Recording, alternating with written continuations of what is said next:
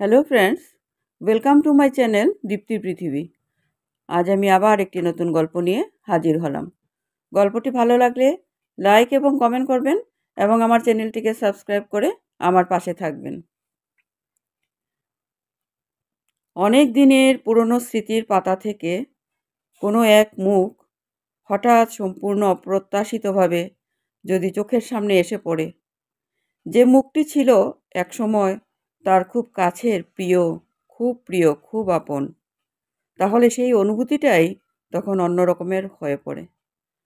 বুকের ভিতরটা আপনা থেকে কেমন যেন করে ওঠে। আজ তেমনি এক গল্প বলবো। পুজোর আর মাত্র দিন 7 মতো বাকি। অতনু সেদিন তার স্ত্রী পায়েলকে সাথে নিয়ে বেরিয়েছিল পুজোর শপিং করতে। সব কিছু কেনাকাটা করার পর পায়েল একটি কসমেটিক্সের দোকানে ঢুকে নিজের প্রয়োজনীয় কিছু সাজের জিনিসপত্র কেনার জন্য। অতনু অনেকক্ষণ ধরে ঘুরছে পায়েলের সাথে। কেনাকাটা করে তার হাতে এখন শপিংয়ের দুটো বড় বড় ব্যাগ। 2 হাত ব্যথা করছিল অতনুর সেই ব্যাগগুলো বয়ে বয়ে। তাই অতনু পায়েলকে বলল, তোমার যা যা লাগবে কেন, আমি বাইরে বসে আছি। এই বলে অতনু দোকানের বাইরে একটা বাঁধানো সিমেন্টের চাতালের উপর বসে পড়ল। সময় কাটানোর জন্য একটা সিগারেট বার করে ধরিয়ে মুখে দেওয়ার আগেই হঠাৎ সেটা হাত থেকে পড়ে গেল। অতনুর চোখ চলে গেল পাশের একটি জুয়েলারি দোকানের দিকে।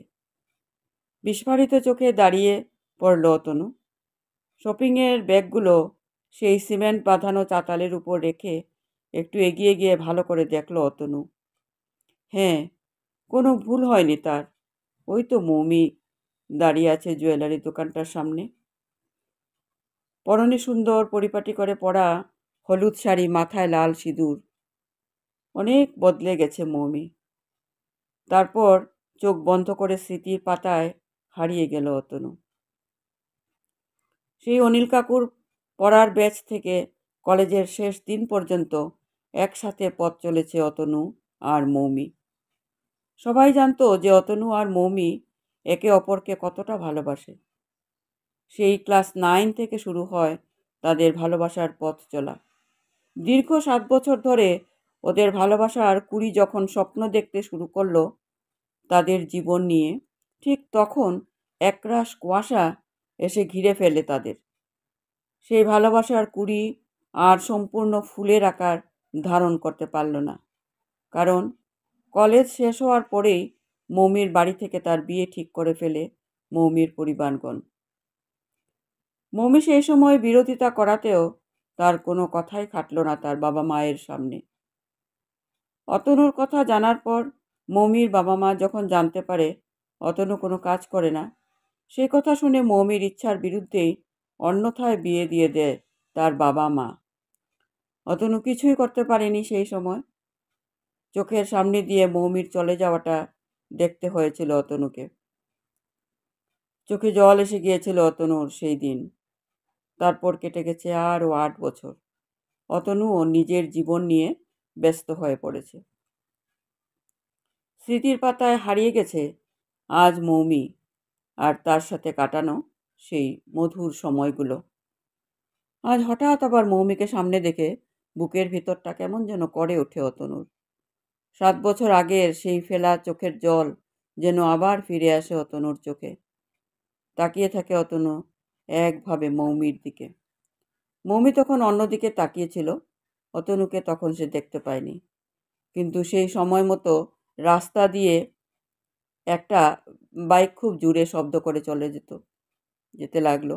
মৌমি একবার তাকিয়ে দেখে সেই দিকে, আর মৌমি তাকাতে এই রাস্তার ওপারে বিস্ফারিত চোখে তাকিয়ে থাকা অতনুর অশ্রু স্নাত চোখের দিকে চোখ পড়ে যায় মৌমির। অতনুর সাথে সাথে মুখে হাত দিয়ে পিছন ফিরে চলে যায়, এমন ভাব করে যেন সে মৌমিকে দেখতেই পায়নি। মৌমি তাকে দেখতে পেয়েছে কিনা সেটা ভালো বুঝতে পারে না অতনু। মুখ লুকিয়ে পিছিয়ে চলে আসার একটা কারণ অবশ্য ছিল অতনুর। সেই সময় বেকারত্বের কারণে অতনু কিছুই করতে পারেনি মৌমির জন্য। চোখের সামনে দেখতে হয়েছিল মৌমি বিয়ে করে অন্যের বাড়ি চলে যাওয়াটা। মৌমির ভালোবাসার দাম রাখতে পারেনি অতনু। অতনু এসে বসে পড়ে আবার সেই চাতালের উপর। অতনু তাকিয়ে দেখে মৌমি সেই জুয়েলারির দোকানের মধ্যে ঢুকে পড়ল।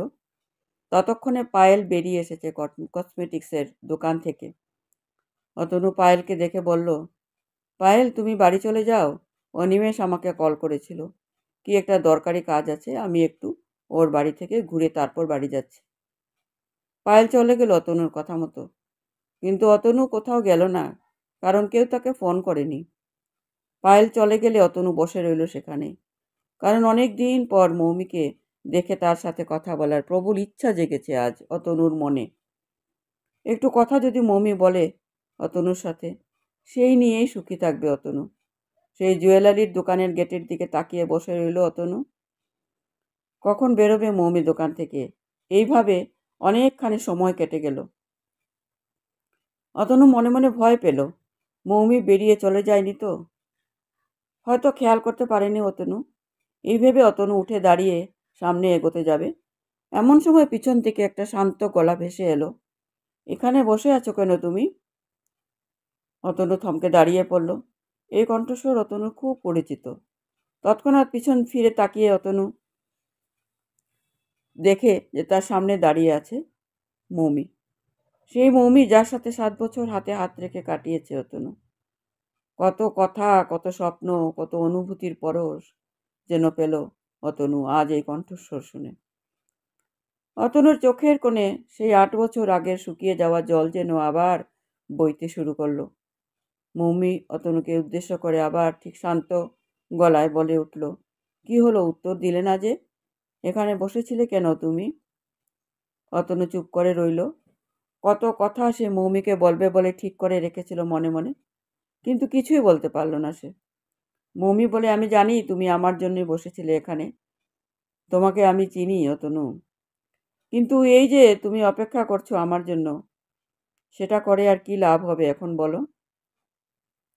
তোমার জন্য আমি 7 বছর অপেক্ষা করেছিলাম, হয়তো আরো অপেক্ষা করতাম আমি তোমার জন্য, যদি না আমার বাবা মা জোর করে আমায় বিয়ে না দিয়ে দিত। কিন্তু তুমি নিজেকে দোষী বলে মনে করো না, কারণ আমি জানি সেই সময় তুমিও অনেক কষ্ট পেয়েছিলে আমারই মতো, কিন্তু তোমার করারও তো কিছু ছিল না, সেটাও আমি বুঝতে পেরেছিলাম। তাই আমি মেনে নিয়েছিলাম আমার অদৃষ্টকে। তোমার বউকে দেখলাম, খুব সুন্দর হয়েছে। আমি হলাম তোমার অতীত আর তোমার বউ তোমার বর্তমান। তাই আমাদের পুরনো সে ফেলে আসা সম্পর্ককে মনে রেখে আর কষ্ট পেও না। আমরা যে যার জীবনে ভালো আছি, সুখী আছি, এই হয়তো বিধাতা চেয়েছিল। তারপর অতনু কিছু বলতে যাচ্ছিল হয়তো, কিন্তু মৌমি তাকে থামিয়ে মুচকি হেসে উঠে বলে, আমিও ভালোই আছি আর তুমিও ভালো থেকো। এই কথাটা বলে চলে গেল মৌমি। সেইখানেই হতবাক হয়ে দাঁড়িয়ে রইল অতনু। আর পাশের একটা দোকানে রেডিওতে বেজে উঠল একটা গান, মাঝে মাঝে তব দেখা পাই, চিরদিনই কেন পাই না। গানটা শুনতে শুনতে অতনু দেখতে থাকলো দূরে রাস্তার দিকে মিলিয়ে যাচ্ছে মৌমি।